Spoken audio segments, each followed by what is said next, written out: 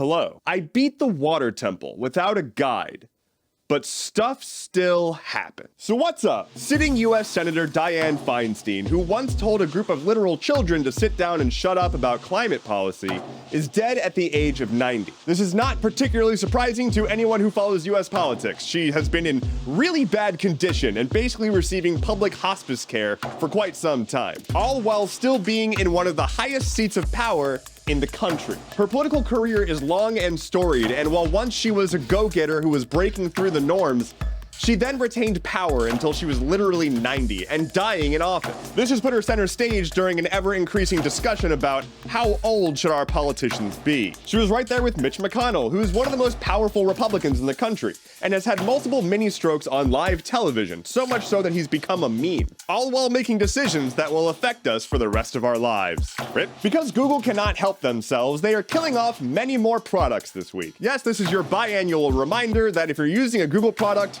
it's probably going to be gone in a year. Starting off with Google Podcasts. They're shit-canning the app because they're rolling it into YouTube, because YouTube has to do everything media-related that Google does, but just half as well. Following that is YouTube Premium Lite, which was a Europe-only subscription offering on YouTube that only gave you the ad removal part of YouTube Premium, but it was cheaper. And why wasn't that everywhere? After that is Gmail's basic HTML view, which is a super lightweight version of Gmail, great for older computers or just not having a whole bunch of extra cruft. They haven't updated it recently because it doesn't allow them to do as much snooping on you when you use it, so why would they? And they're citing the fact that it's super old and outdated for the reason they're getting rid of it, rather than updating it. And lastly on the chopping block, literally just so many things, Google Jamboard is going away. It was their collaborative whiteboarding app thingy. The app online is going away, and the physical Jamboard things that you could purchase for enterprise offices is just going to become a paperweight. So that's cool. I'm still mad that they got rid of Google Music, and Inbox, and Reader, and the original Hangouts. There's actually an entire website dedicated to all of the projects that Google has killed. Killedbygoogle.com. Hey, do you like tacos? Well, so do bears. Footage has emerged of a black bear just ruining a picnic by showing up and eating all the food. A woman in Mexico and her son were just out having some tacos and enchiladas when a black bear jumped up onto their picnic table and just went to town in a display that's not unlike me when I get back from my local taqueria. Now, while black bears are well known to be kind of scaredy cats, you still don't want to mess with them. And this was just a woman out with her son who apparently has Down syndrome, and she chose to just remain calm, sit still, and tuck her son's head into her chest. She actually did a really good job, and no one was harmed, which is sick, except for, the tacos were definitely harmed. The United States government may shut down as soon as October 1st. The Republican-controlled House of Representatives in the US has a razor-thin majority, which means that the far-right flank basically has a stranglehold on the party. If the furthest right people are not on board, then they can't really pass anything.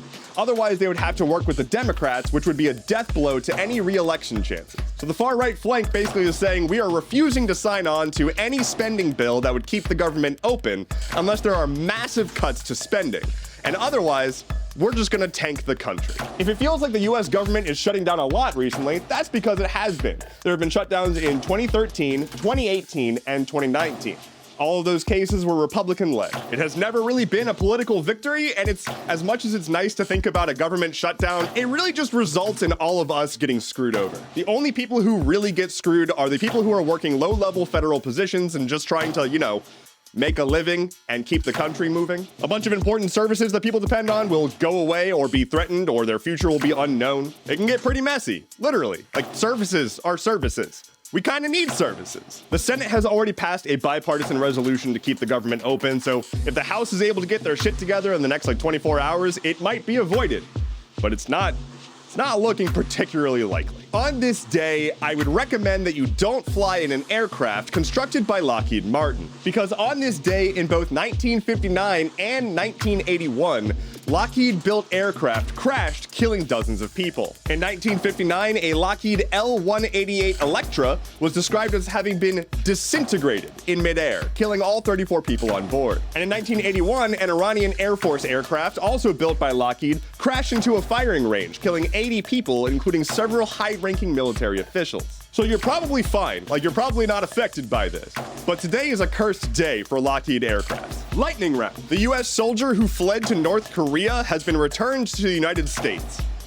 It's gonna be a rough one for the guy. Reddit is removing the option to opt out of targeted ads that use your data. They called this a positive change. Here's the weather. In the world of first-person shooters, Counter-Strike 2 has released, replacing CS:GO.